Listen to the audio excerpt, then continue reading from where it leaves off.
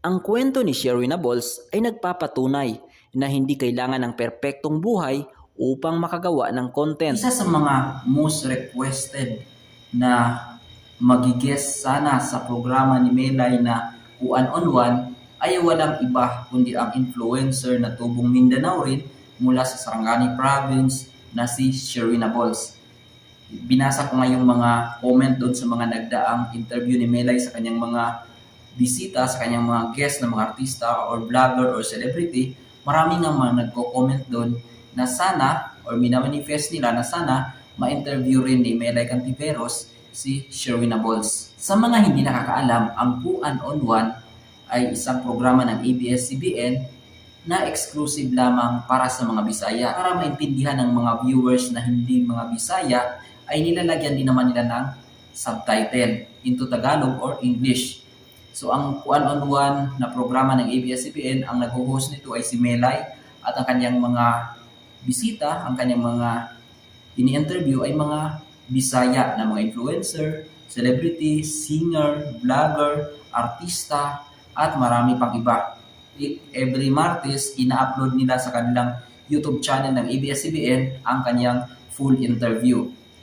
Kaya nga isa ang pangalan ni Sherwin Abolls sa mga nababasa ko na most requested na mga sana i-interviewin sa kanyang programa. Pero sa video ito, ating kilalanin muna kung sino nga ba itong si Sherwin Abolls. Marahil ang iba ay kilalang-kilala na si Sherwin Abolls dahil sa kanyang mga content na kumbaga entertainment. Pero may ilan din naman siguro napaisip na sino nga ba itong si Sherwin Abolls na laging mababasa sa comment section sa mga every guesting or every interview ni Melay sa kanyang mga guests sa comment section. So bago ang lahat, bago tayo magsisimula, kung hindi pa kayo nakapag-subscribe sa YouTube channel na ito, inaanyayahan ko muna kayo na please subscribe nyo man itong YouTube channel ko at pwede nyo rin panoorin itong mga nagdaang mga naka-upload na ng mga videos ko sa channel na ito. By the way, ako si Rob Kevin or Rob Kevin Stories. May mga content creator na sumisikat dahil sa ingranding production. Pero mayroon ding mga vlogger na nakilala dahil sa pagiging totoo, simple, at natural sa harap ng kamera. Isa na rito si Sherwin Abolls. Sa video na ito, aalamin natin kung paano nagsimula ang kanyang journey sa YouTube at Facebook, bakit siya minahal ng maraming viewers, at ano ang dahilan ng kanyang tagumpay bilang isang content creator. Bago pa man siya sumikat, isa lamang si Sherwin Abolls sa maraming Pilipinong mahilig gumawa ng videos. Unti-unti niyang binuo ang kanyang audience sa pamamagitan ng mga vlog na nagpapakita ng kanyang pang-araw-araw na buhay, mga karanasan at mga nakakaaliw na kwento. Hindi siya umasa sa mamahaling kagamitan o scripted na eksena. Sa halip, ang kanyang pagiging natural at relatable ang naging susi upang makuha ang tiwala at suporta ng kanyang mga taga-subaybay. Habang lumalaki ang kanyang channel, mas dumami rin ang mga taong naaaliw at nai-inspire sa kanyang mga content. Marami ang nagsasabing para lamang silang nanonood ng isang kaibigan na nagkukukwento, kaya madaling makaka-relate sa kanyang mga videos. Hindi rin naging madali ang kanyang paglalakbay bilang content creator. Tulad ng maraming vloggers, dumaan din siya ng iba't ibang pagsubok, pagbabago ng algorithm at mga puna mula sa publiko. Ngunit sa kabila nito, ipinagpatuloy niya ang paggawa ng content para sa kanyang mga tagahanga. Sa paglipas ng panahon, naging bahagi na siya ng online community na patuloy na sumusuporta sa kanyang mga bagong uploads.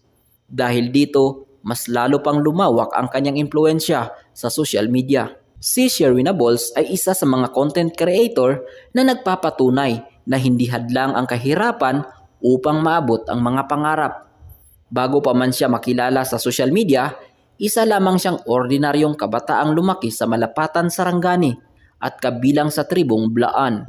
Hindi marangya ang kanilang pamumuhay at maaga niyang naranasan ang hirap ng buhay. Habang ang ibang bata ay masayang naglalaro at walang iniisip na problema, si Sherwin Abolls ay unti-unti nang namumulat sa realidad na hindi sapat ang simpleng pangarap kung walang kasamang pagsisikap. Dahil sa kakapusan ng pera, dumating ang panahong kinakailangan niyang ihinto ang kanyang pag-aaral upang tumulong sa kanilang pamilya. Isa itong napakasakit na desisyon para sa isang kabataang may pangarap na makatapos ng pag-aaral.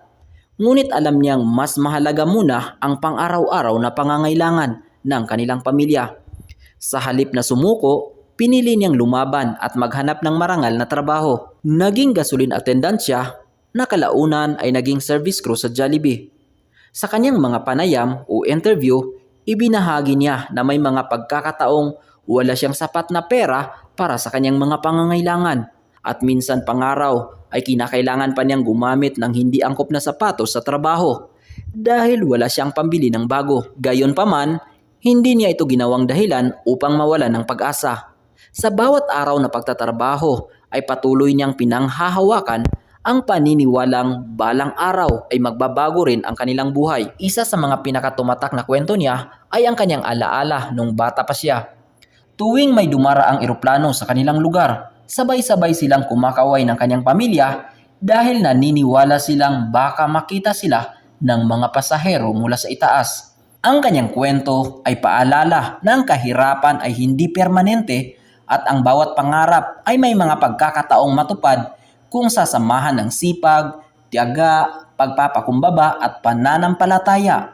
Hanggang ngayon ay patuloy niyang ginagamit ang kanyang impluwensya upang magbigay ng saya at inspirasyon sa kanyang mga taga-subaybay habang pinatutunayan na ang tagumpay ay hindi nasusukat sa laki ng kinikita kundi sa kakayahang bumangon sa bawat hamon at mananatiling tapat sa sariling pinagmulan. Mula sa isang simpleng probinsya hanggang sa pagiging isa sa mga content creator na nagbibigay inspirasyon sa milyon-milyong Pilipino. Ito ang kwento ni Sherwin Abolls, isang taong pinatunayan na hindi hadlang ang kahirapan para maabot ang tagumpay. Mula sa kahirapan, sa pagtatrabaho bilang gasoline attendant hanggang sa pagiging service crew sa Jollibee hanggang sa pagiging kilalang content creator, pinatunayan ni Sherwin Abolls na walang pangarap na masyadong malayo.